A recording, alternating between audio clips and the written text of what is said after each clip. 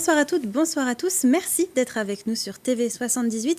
Nous sommes le mercredi 18 octobre. Voici le programme de ce soir. Les Yvelines compteront prochainement 22 brigades de gendarmerie. 2 nouvelles vont être créées sur le territoire d'ici 2027. Emmanuel Macron l'a annoncé début octobre. Une brigade fixe sera implantée à Bennes et une brigade mobile à Rambouillet. Les détails en début d'émission. Puis-je emmener mon animal de compagnie au travail? Est-ce que le faire venir au bureau réduit le stress? À la mairie de Poissy, certains agents ont décidé de passer le cap. Depuis le 1er juin, ils sont autorisés à venir travailler avec leur boule de poil. Bouclier, chevalier, damoiselle ou encore soupe médiévale. Le week-end dernier, Châteaufort a fait un bond en l'an 1000. La traditionnelle foire de la Saint-Simon a battu son plein avec environ 10 000 visiteurs. Et puis l'invité du 7-8 en deuxième partie d'émission, le Golf National de Saint-Quentin en Yvelines organise sa Golf Experience ce vendredi 20 octobre. L'occasion de découvrir gratuitement ce sport sur un site olympique. Et on en parlera avec Maxime Lucas. Bonsoir. Bonsoir. Alors vous êtes chargé de la promotion de la vie sportive pour Saint-Quentin en Yvelines. Avec nous également sur ce plateau un journaliste de la rédaction de TV78, Michael Almidoro. Bonsoir. Bonsoir. Vous allez nous présenter les informations à retenir aujourd'hui dans les Yvelines. Mais avant, nous allons prendre la direction de Bennes et de Rambouillet.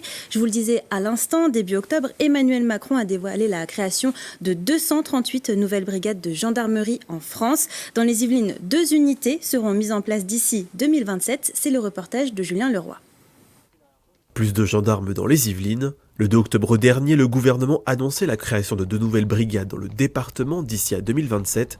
Une réflexion menée depuis janvier 2022 et les annonces du président de la République. En début d'année, le ministre de l'Intérieur Gérald Darmanin rencontrait des élus yvelinois sur la commune d'Ébrévières pour mieux cibler les préoccupations. Le fruit de cette concertation a été le résultat de 2 constats.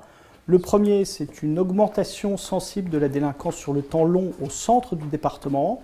Le deuxième, ça a été également une augmentation de la population en zone gendarmerie qui crée pour demain et sur le temps long un besoin de sécurité supplémentaire. À Bennes, une unité fixe verra le jour avec une dizaine de gendarmes présents. Ils s'installeront temporairement dans ce local prêté par la commune avant une implantation définitive. La réaction était de joie puisque cela fait plusieurs mois qu'on était en relation avec le groupement de gendarmerie pour voir la possibilité, je dis bien la possibilité d'installer une brigade de gendarmerie sur Bennes, qui ne va pas être que pour Bennes, bien évidemment, mais certainement pour les autres communes qui sont aux alentours. Dans le sud des Yvelines, une unité mobile axée sur l'environnement sera basée à Rambouillet. Lutte contre les dépôts sauvages, les nuisances sonores ou les feux de forêt feront partie de ces missions. 7 gendarmes pourront se déplacer dans l'ensemble du département. Elle n'a pas vocation en première intention à accueillir le public. Sa vocation sera clairement de patrouiller, d'aller constater des infractions et d'accomplir un travail de police judiciaire sous le contrôle du procureur de la République de Versailles. Et donc c'est un travail d'enquête. Avec ces créations, le département des Yvelines comptera 22 brigades. Aujourd'hui, les effectifs sont évalués à près de 700 gendarmes et 450 réservistes. Allez, c'est l'heure à présent de faire le point sur les informations à retenir aujourd'hui dans les Yvelines.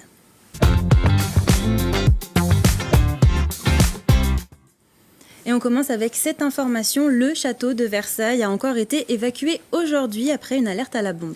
Et c'est déjà la 3e fois que cela se produit en une semaine après des évacuations samedi dernier et hier. Le site des Yvelines a dû fermer ses portes et évacuer plus de 10 000 visiteurs à la mi-journée. Comme les 2 précédentes alertes, le signalement de cette menace a été réalisé via la plateforme moncommissariat.fr. Fausse alerte. Donc encore une fois, le château de Versailles est resté fermé pendant près de 3 heures, le temps qu'une levée de doute soit effectuée par les équipes de déminage. Il a rouvert ses portes vers 15h.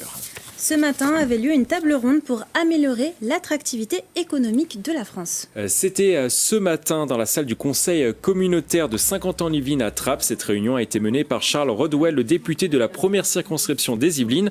Depuis près de 6 mois, le parlementaire est chargé par la première ministre Elisabeth Borne d'une mission auprès du gouvernement. Le but, améliorer l'attractivité des investissements étrangers en France. Après avoir déjà visité une trentaine de départements, il s'est donc rendu dans les Yvelines ce matin pour rencontrer des entreprises, des élus et des services de l'État afin de recueillir leurs besoins et leurs attentes sur cette thématique. Et nous reviendrons sur ces échanges dans notre édition de demain. Vous nous parlez à présent d'un concept jamais vu en Île-de-France. La première pierre du projet Premium a été posée hier au cœur du quartier de l'Hypercentre de Saint-Quentin en Yvelines. Ce site qui regroupe 2 bâtiments doit accueillir le premier concept de co-living d'Île-de-France. Ce nouveau type d'habitat est une forme moderne et améliorée de la colocation. Les habitants disposent d'espaces privés tout en partageant certaines pièces comme le salon, le jardin ou une salle de sport, mais peuvent également travailler directement sur place grâce notamment à un espace de coworking. On écoute les propos recueillis par Clara de Frutos. Le concept Babel, c'est un concept de bâtiment hybride qui mêle à la fois de l'hébergement, mais également du coworking, un restaurant, une salle de sport, beaucoup d'événements. Un lieu propice à la rencontre, puisque nos clients se rencontrent au sein d'espaces communs, d'espaces collectifs très nombreux, du sport, du restaurant, mais également plein d'espaces communs, des jardins partagés au sein même du même bâtiment. Globalement, c'est avant tout une réponse à la difficulté de se loger dans les grandes métropoles, notamment de la part des jeunes actifs. Sur ce site qui est derrière moi, où on va construire un ensemble de 13 000 m², composé en réalité de deux unités. Il y a une opération de co-living, co-working de 10 000 m² pour Babel Community, qui va regrouper 245 chambres hôtelières destinées aux jeunes actifs, et un immeuble de 3 000 m² de bureaux indépendants. Le prochain numéro de Sky Echo mettra en lumière plus largement ce projet Premium, Mathilde. Direction Mantes-la-Jolie avec un événement qui va intéresser les jeunes Yvelinois en recherche d'une formation. Le campus départemental Paul Cézanne, situé dans le quartier du Val-Fouré, organise demain sa journée portes ouvertes. C'est de 10h à 17h. L'objectif, répondre au manque de qualification des jeunes bénéficiaires du RSA. Au total, 14 organismes de formation seront présentés, des métiers de bouche du bâtiment au service à la personne en passant par la sécurité ou encore le numérique. Depuis son ouverture l'année dernière, le campus a déjà permis la formation de 750 jeunes. Et enfin, on termine ces informations avec une exposition qui va replonger certains d'entre nous dans notre jeunesse. Tom Tom et Nana, est-ce que ça vous dit quelque chose, Mathilde ? Bien sûr, Mickaël, j'avais Évidemment. quelques tomes. Eh bien, la dessinatrice de la célèbre bande dessinée Bernadette Després était hier soir au musée du jouet de Poissy, présente pour l'inauguration d'une exposition dédiée à son œuvre. Elle vous invite à découvrir dans les moindres détails l'univers des 2 enfants terribles et les personnages qui les entourent. L'exposition est visible dès demain et jusqu'au 7 janvier prochain. Je pense que vous allez y faire un petit tour, Mathilde. Peut-être, je vais voir. Merci beaucoup, Mickaël Almidoro, pour toutes ces informations. Et comme d'habitude, si vous aussi, vous voyez une image ou une information qui vous a marqué près de chez vous, n'hésitez pas à nous la communiquer sur les réseaux sociaux en utilisant le hashtag 78news.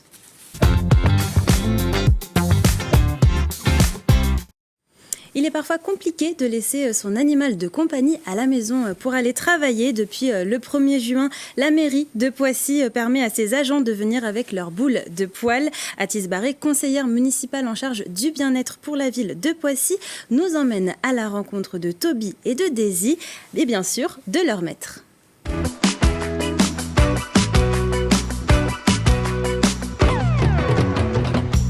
Bonjour, je suis Athis Barré, donc conseillère municipale à la ville de Poissy. Et aujourd'hui, nous sommes donc en mairie. Nous sommes venus voir les agents de la ville de Poissy qui ont le privilège de pouvoir travailler avec leurs chiens. Nous allons voir Nathalie qui est aujourd'hui en compagnie de Toby. Bonjour Nathalie. Bonjour Toby. Tu dis bonjour Toby. Tu dis bonjour. Merci Toby de nous accueillir.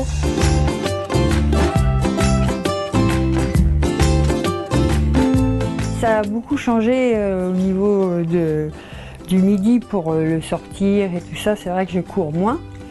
Mais et puis c'est quand même plaisant d'avoir son petit compagnon avec soi au travail. Ça me fait du bien. Bon, il a un petit peu peur, hein, il est un petit peu craintif, mais il s'est beaucoup amélioré depuis qu'il vient avec moi. Toby est bien installée, donc elle a ses croquettes, son eau, elle est bien au frais, voilà. Elle a son petit coussin, voilà, ses petits jouets. Ah ouais, Toby, sympa. Nous nous allons aller au service communication de la ville de Poissy. Nous allons à la rencontre de Daisy qui vient travailler avec Julien. Allons les voir.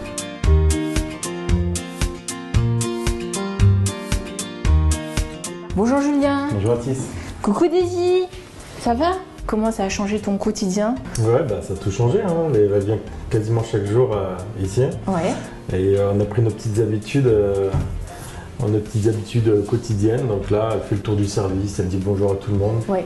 Et parfois même eux oublient de me dire bonjour à moi. De temps en temps, je vais essayer de la laisser un petit peu à la maison pour qu'elle comprenne que ce ne sera pas chaque jour, qu'il y aura des fois où on ne pourra pas. Dans l'équipe, ça a ouvert peut-être d'autres personnes qui parlent maintenant plus depuis que Daisy est là? Ouais, c'est-à-dire qu'on est déjà dans une équipe qui fonctionne bien, mais c'est vrai que ça fait un petit truc en plus. Ça fait comme une petite mascotte, un petit lien encore dans l'équipe. Ah, tu lâches pas le morceau, moi non plus Daisy. Hein. Tu lâches pas le morceau. Hein.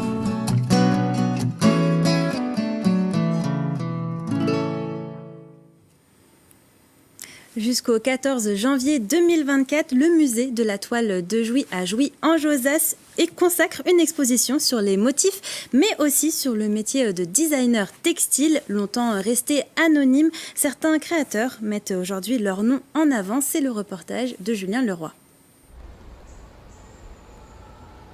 Qui se cache derrière ces œuvres colorées ?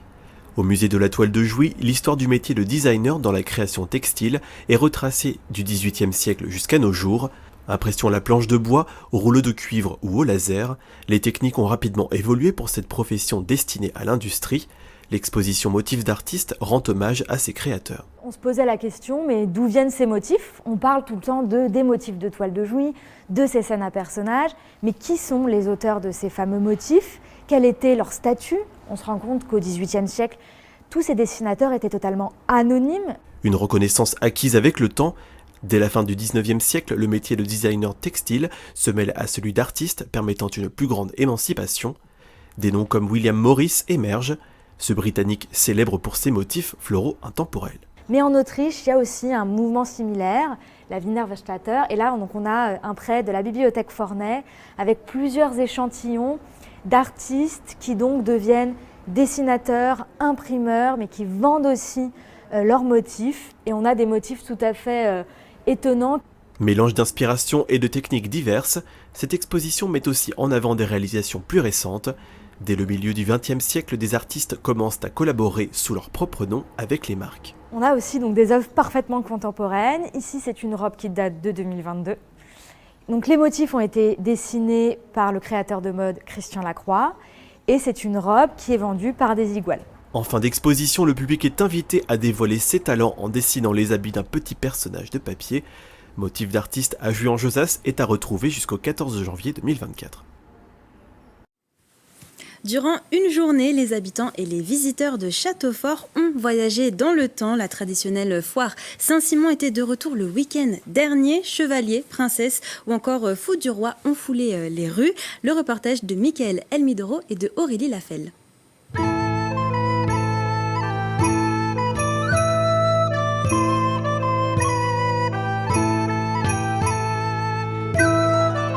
Les curieux et les passionnés ont été ravis le dimanche 15 octobre. C'était le retour de la fête médiévale à Châteaufort.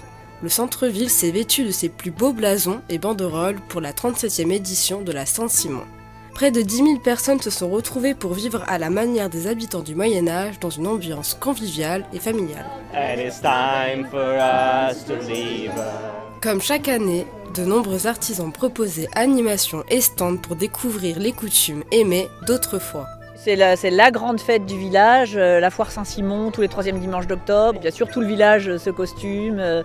Il y a les stands de galettes, les jeux pour les enfants, les spectacles. Enfin oui, c'est un incontournable du village, oui. Prendre des galettes, des crêpes, des andouillettes, des châtaignes. La taverne médiévale qui est là et qui est superbe avec de bons repas. Le jus de pomme au pressoir et la soupe médiévale à ne pas manquer dans son immense chaudron sur la place. Le public a assisté à un spectacle inédit au vol libre d'aigles, de faucons, de buses et d'autres rapaces. Ils se sont détendus avec les animaux de la ferme. Le public pouvait aussi découvrir des activités traditionnelles comme le pressage de pommes manuel ou l'entraînement au combat de chevaliers. C'est une fête de village qu'on a mis en place il y a une quarantaine d'années par des amoureux de l'histoire, du médiéval, qui ont voulu faire une fête et qui ont créé cette foire. Un voyage dans le temps pour lequel certains visiteurs jouent le jeu. Je suis venu l'année dernière pour la première fois, j'ai bien aimé parce que c'est très familial, c'est très sympathique. Châteaufort vous accueillera l'année prochaine pour sa 38e édition avec au programme les mêmes ingrédients qui ont fait recette cette année. Et c'est bientôt l'heure de l'invité du 7-8, mais avant, je vous propose de jeter un coup d'œil à la météo de demain.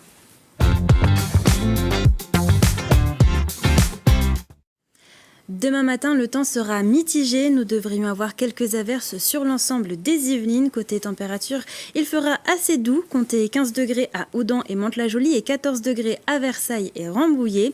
Durant l'après-midi, les conditions météo seront semblables. Prévoyez des averses. Au niveau des températures, il fera 17 degrés à Rambouillet, 18 à Houdan et Versailles et 19 à Mantes-la-Jolie. Et demain, nous fêterons la Saint-René. C'est l'heure maintenant de passer à l'invité du 7-8.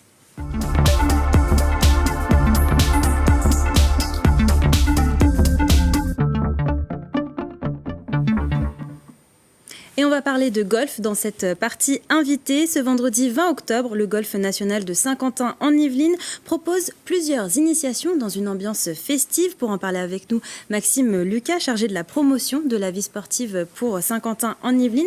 Alors, qu'est-ce qui attend les Yvelinois pour cette nouvelle édition? C'est juste avant les Jeux Olympiques de Paris 2024. Ça va être un petit peu différent, je suppose.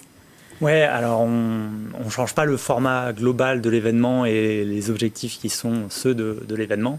Golf Experience, c'est un héritage de la Ryder Cup qui a été accueillie à Saint-Quentin-en-Yvelines en 2018. Et du coup, l'agglomération a mis en place une politique de promotion du golf sur son territoire. Et donc Golf Experience répond à deux objectifs pour deux cibles différentes. Donc on a l'ambition de proposer aux golfeurs une version un peu plus folle du golf avec une version nocturne. On joue avec des balles lumineuses sur un parcours qui est éclairé grâce à des sticks lumineux. On a un practice, donc c'est l'endroit où on s'entraîne à faire ses coups, qui est mis en lumière et qui est ambiancé par un DJ. Et donc la deuxième cible de cet événement, c'est de faire découvrir le golf. Donc là, on parle à des débutants complets, des gens qui n'ont jamais touché un club de golf de leur vie. Et donc là, on a une brigade de bénévoles golfeurs qui est présente et qui viennent donner des conseils et leur apprendre leur premier coup. Et donc cette année, quand même, vous avez installé un village olympique. Oui, c'est la nouveauté cette année. C'est l'un des derniers événements organisés par l'agglomération de Saint-Quentin-en-Yvelines au Golf National avant les Jeux. Donc forcément, il y a à moins de 10 mois des Jeux, là, il y a un angle et un axe jeu qui va être diffusé sur tout l'événement via la présence de ce village. Et donc dans ce village, on parlera de ce qui va se passer pendant les Jeux à Saint-Quentin-en-Yvelines, présentation des sites olympiques. Oui, parce que le Golf National de Saint-Quentin-en-Yvelines, on va le rappeler, c'est un site des Jeux Olympiques. Il va se dérouler des épreuves olympiques sur ce golf. Oui, le Golf National, il va accueillir 8 jours de compétition, 4 jours pour les hommes, puis 4 jours pour les femmes, avec à chaque fois autour de 30 000 spectateurs qui vont se réunir au Golf National. Donc ça va être un lieu fort de l'olympisme sur le territoire et même à l'échelle du pays, puisqu'on est sur l'une des plus grosses jauges en termes de spectateurs de l'ensemble des équipements. Et il répond aux autres sites du territoire. Et donc c'est important pour Saint-Quentin-en-Yvelines de le mettre en avant à travers cet événement et de l'ouvrir. On a souvent des gens qui ne sont pas golfeurs et qui ont peur de rentrer dans un golf. Et donc là, au travers de cet événement, c'est justement leur montrer que les portes sont grandes ouvertes, que le golf national, mais aussi les autres golfs du territoire sont accessibles aux débutants, que plein de golfs proposent des initiations. Et donc là, on va leur parler jeu avec bien évidemment la présentation des sites, la présentation des épreuves, la présentation du site de célébration qui sera mis en place par l'agglomération sur le territoire. Et on va aussi leur parler programme bénévole. puisque l'agglomération va avoir des domaines de responsabilité avec l'accueil et l'orientation du public depuis les gares jusqu'au site de compétition. Et aussi Vous cherchez encore beaucoup de bénévoles ? Oui, il y a ces deux missions qui est l'accueil et l'orientation des spectateurs et aussi l'animation de la fan zone. Et donc pour ça, on a estimé à peu près à 500 le nombre de bénévoles nécessaires. Et on a un programme bénévole et un questionnaire qui a été mis en place sur notre site skietlesleux.fr. Et donc le questionnaire est toujours ouvert. On est toujours à... Jusqu'à quand les gens peuvent remplir le questionnaire ? Les gens peuvent s'inscrire jusqu'à la fin de l'année. On est en train d'étudier les premières candidatures. Elles sont déjà nombreuses. On est très contents. On sent un vrai engouement pour les jeux sur le territoire. Les habitants et même au-delà, puisqu'il est ouvert vraiment à tous, sont vraiment enthousiastes à l'idée de recevoir des spectateurs du monde entier, chez eux ou à Saint-Quentin-en-Yvelines. Et donc ont envie d'être acteurs de cet événement.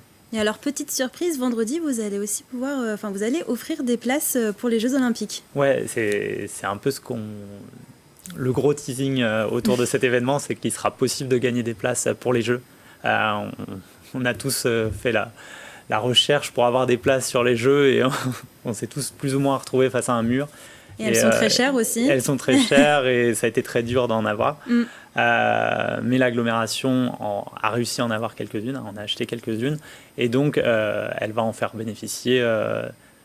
Il va y avoir quelques places mises en jeu vendredi soir au Golf National. Ce sera des places pour aller voir le golf ou pour aller voir d'autres sports Alors, ça sera principalement des places pour aller voir le golf. Mais il devrait y avoir des places pour aller voir d'autres épreuves qui se dérouleront sur le territoire.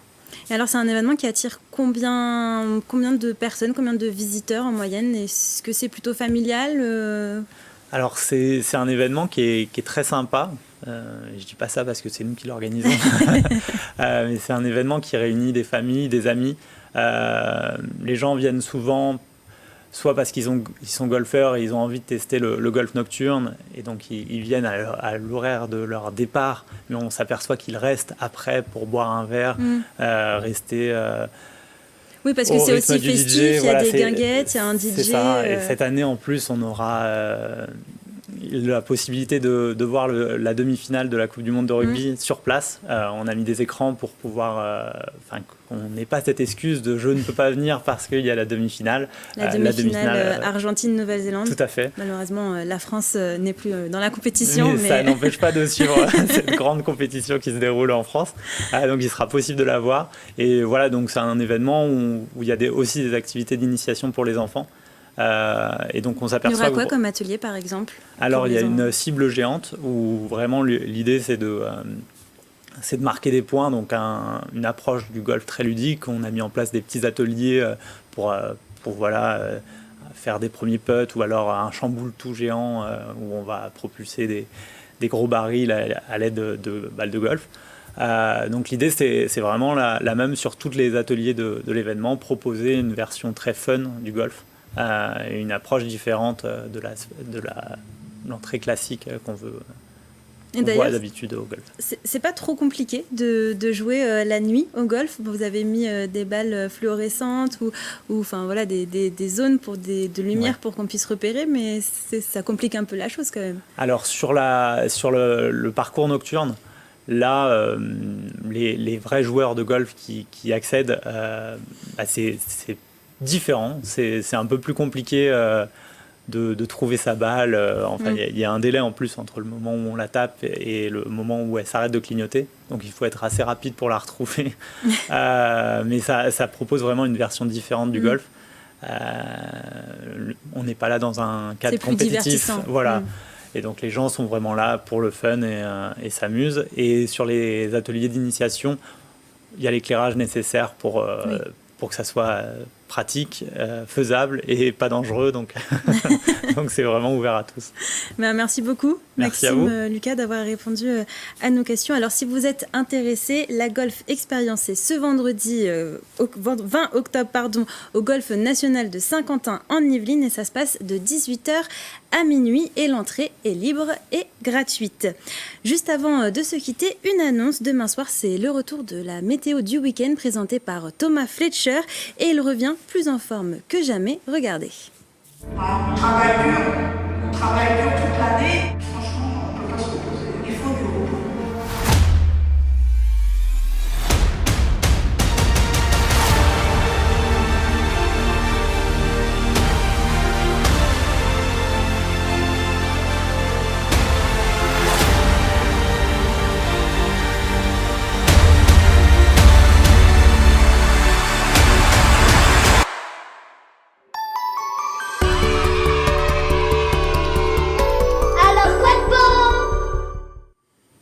Allez, c'est la fin de ce 7-8. Merci pour votre fidélité. Je vous souhaite une belle soirée sur TV78. Prenez soin de vous.